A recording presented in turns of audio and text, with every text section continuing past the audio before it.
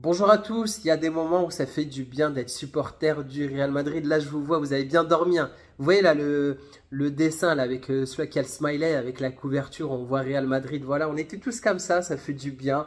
Bon, des fois, c'est d'autres clubs qui sont dans cette situation-là. Là, c'était nous, on en a profité. Le Real Madrid l'a emporté contre l'Atalanta 3-2. Et on le disait, on le répétait, voilà, on en avait marre un peu de voir le Real Madrid gagner contre de petites équipes, contre des Getafe, etc., etc. J'ai pas les équipes en tête. Mais voilà, contre Liverpool, on s'était fait taper, contre le Milan. Donc, il fallait réagir et surtout qu'on avait aussi besoin de points. Donc, dans cette vidéo, on va revenir rapidement sur cette victoire du Real Madrid, retenir, on va dire, un peu les idées un peu clés du match, revenir sur le classement actuel de Ligue des Champions. Donc, ces 3 points, ça nous fait vraiment du bien. Petit point médical concernant Mbappé qui est sorti sur blessure et un petit point aussi concernant le retour de Camavinga. On va revenir aussi sur le calendrier qui nous attend pour cette fin d'année. Et celui qui nous attend aussi en janvier, vous allez voir, c'est vraiment un calendrier très chargé. Et en parlant de calendrier chargé, en fin de cette vidéo, on va revenir sur le tirage au sort qui a eu lieu de la Coupe du Monde des clubs avec des matchs qui seront intéressants concernant le Real Madrid. Bon, qu'est-ce qui s'est passé? Vraiment, Vinicius passe D à la Toni Kroos. On n'avait pas l'impression qu'il était revenu de blessure. Franchement, je l'ai vu jouer, il était en jambes. Moi, je craignais un peu, voilà. Ancelotti avait dit qu'il était un peu incertain entre lui et Rodrigo. Au final, Vinicius, même s'il est, je ne sais pas s'il était à 100%, mais pour moi, il avait l'air d'être à 100%. Un but, une passe D, des dribbles, en voiture, en voilà. Des célébrations comme ça, là, je n'ai pas compris, mais voilà, en tout cas, on adore. Et voilà, Bellingham Zidanesque, un but magnifique. Voilà, on peut dire plein de superlatifs concernant Bellingham. Déjà la saison dernière, ce qu'il nous a fait, là ça fait depuis un mois là qui montre qu'il est vraiment la superstar de l'équipe. Et ça fait du bien. Mbappé, malheureusement, il y avait vraiment du bien en début de période. Il est sorti sur blessure, voilà, une sorte de gêne, on va dire, à la cuisse. Et voilà, moi j'aurais voulu en voir un peu plus de Mbappé. Toute l'équipe était bonne, franchement. Ceballos dans ce milieu de terrain, là, ça va être dur de le déloger, hein. Ça va être très compliqué, là. Franchement, ce qu'il nous montre, là, avec cette petite combinaison Ceballos-Valverde, franchement, moi, j'adore. Brahim, il a fait un super bon match. D'ailleurs, Brahim, des fois, j'ai du mal quand il est titulaire. Je préfère l'avoir en tant que remplaçant, mais là, voilà, même des fois, dos au but, il prend le ballon, il se retourne. Petite passe à Kylian Mbappé, bah, passe des Kylian Mbappé sur son but. Voilà, globalement, l'équipe, j'ai beaucoup aimé. Fran Garcia sur son côté gauche qui monte en puissance, voilà, malgré le fait que Mendy soit blessé. En tout cas, moi, ça me rassure, en tout cas, de me dire qu'on a du Fran Garcia. Allez, peut-être Lucas Vazquez, c'est peut-être un petit peu le point faible, on va dire, de l'équipe actuellement. Et malheureusement, voilà, c'est le seul arrière droit qu'on a. Et voilà, ça va être assez compliqué. D'ailleurs, je préférais même Valverde en tant qu'arrière droit comparé à Lucas Vazquez. Chouamini en défense.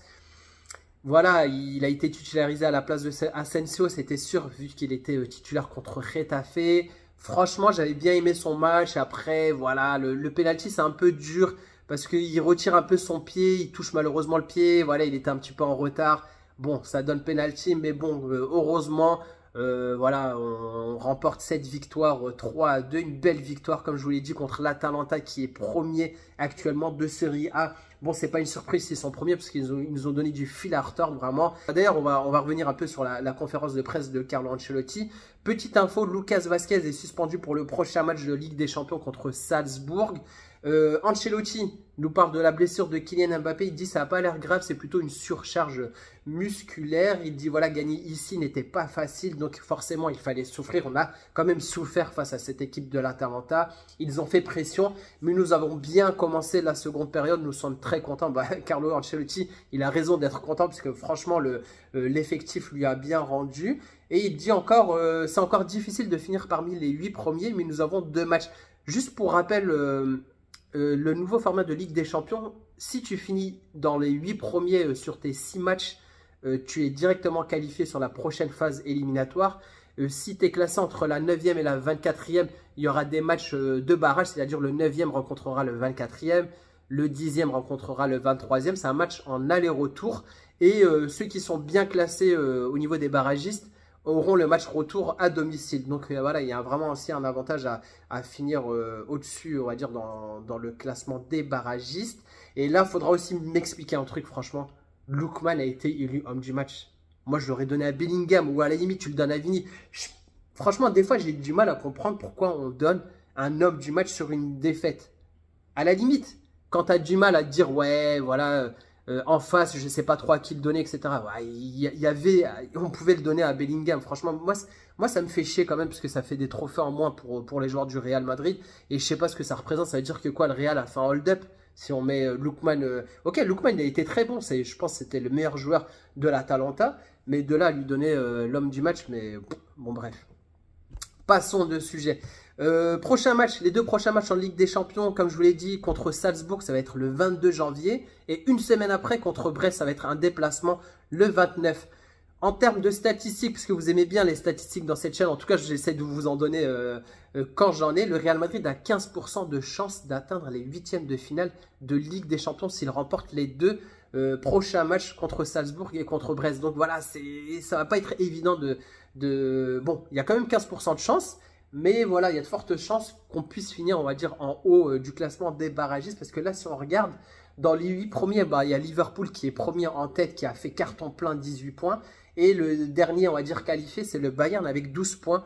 Sachant que le Real est maintenant actuellement classé 18e avec 9 points. Donc on a 3 points de retard sur le Bayern Munich.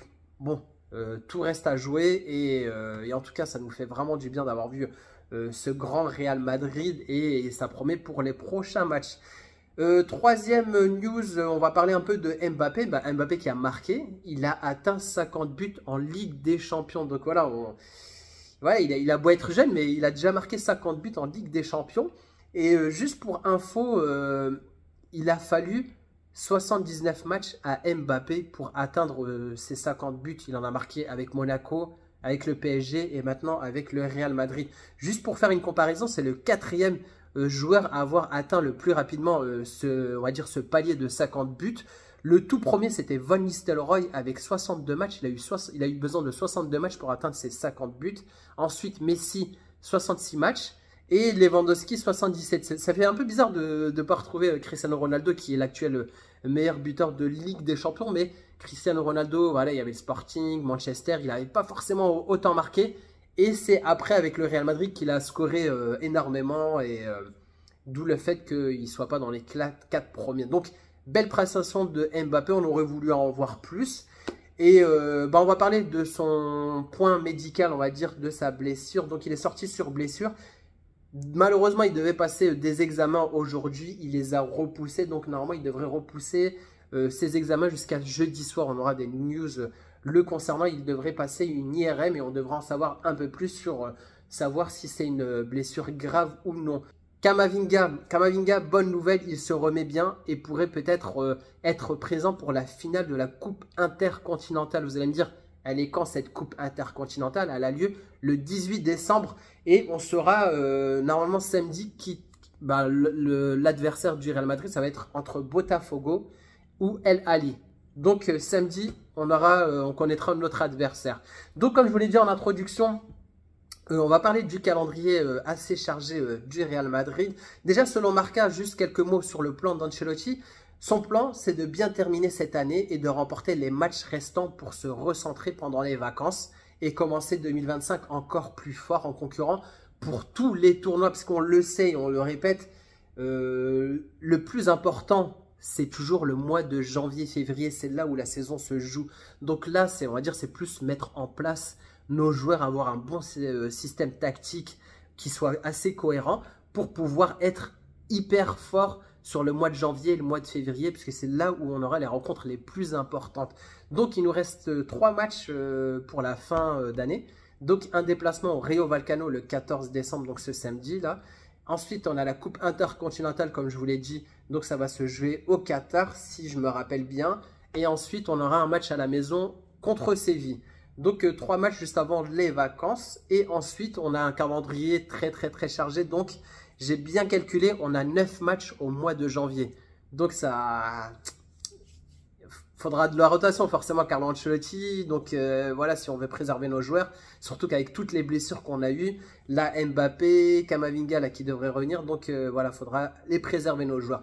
Donc juste pour vous dire un peu le calendrier du mois de janvier, le 3 janvier, Valence, c'est le match qui a été reporté, donc il se jouera, ça sera le premier match au mois de janvier. Après on a le Deportivo Minera. Vous allez me dire c'est qui ce club-là? En fait c'est la Coupe du Roi, parce qu'il y a eu le tirage au sort.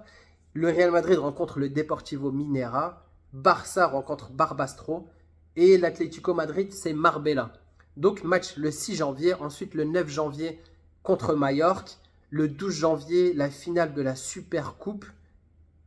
Il y a plein de matchs, hein. En plus avec plusieurs, que ce soit de la Super Coupe, de la Coupe du Roi, de la Liga. Il y a même de la Ligue des Champions contre Salzbourg et contre Brest le 22, le 29 janvier. Las Palmas le 18 janvier et Valladolid le 25 janvier. Donc calendrier très chargé et on va essayer de faire en sorte de préserver nos joueurs, c'est ce qui compte.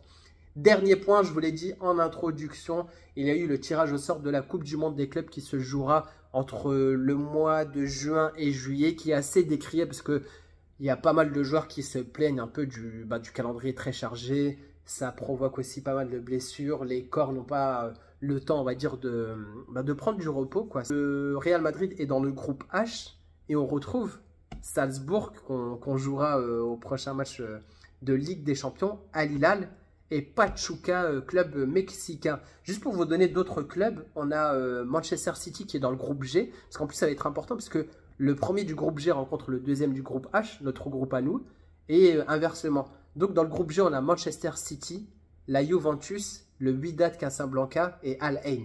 Et bon, allez, je vous en donne un autre. Le groupe C que j'aime beaucoup, Bayern Munich, Benfica, Boca Juniors et Auckland City. Donc on a plein d'équipes du monde entier, d'où le terme la Coupe du Monde des clubs.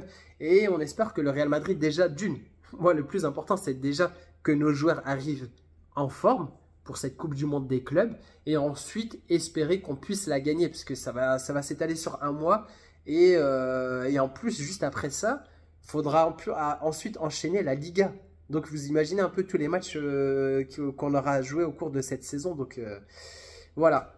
Donc c'est tout pour le 5 info. Donc si tu as regardé jusqu'au bout, c'est sûrement que ce contenu te plaît. Donc n'hésite pas à t'abonner. D'ailleurs, je suis à 4294 abonnés au moment où je tourne cette vidéo. Donc si tu regardes, tu peux peut-être compléter pour arriver aux 4300 abonnés. En tout cas, ça me ferait plaisir. Et si tu veux pas t'abonner, juste un like. En tout cas, les deux sont gratuits, que ce soit le like ou l'abonnement. Et après, on se retrouvera pour parler encore du Real Madrid, préparer le prochain match, le déplacement au Rayo Vallecano. Et voilà, de l'actualité. On donnera aussi des nouvelles concernant Mbappé, le retour de Camavinga. Et à chaque fois que j'ai de l'actualité, des statistiques, je vous le partage volontiers. Sur ce, je vous dis à bientôt. Ciao!